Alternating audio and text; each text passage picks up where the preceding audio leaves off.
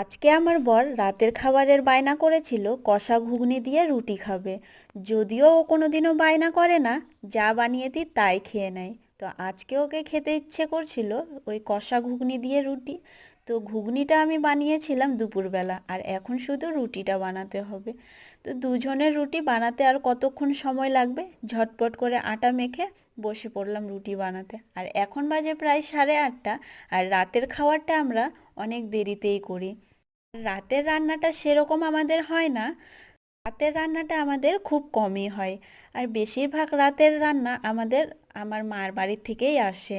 আর যদিও দু একদিন থেকে যায় তো আমাদের দুপুরের খাবার বেঁচে যায়, সেটাই আমাদের পার হয়ে যায়। এই জন্য রাতে আমাদের সেরকম রান্না করতে হয় না। আর যদিও কোনো দিনও মাংস খেতে ইচ্ছে করে, তখন রুটি আর মাংস খাওয়া হয়। দুজন মানুষ তো, সেই জন্য কোনো মতো পার হয়ে যায়।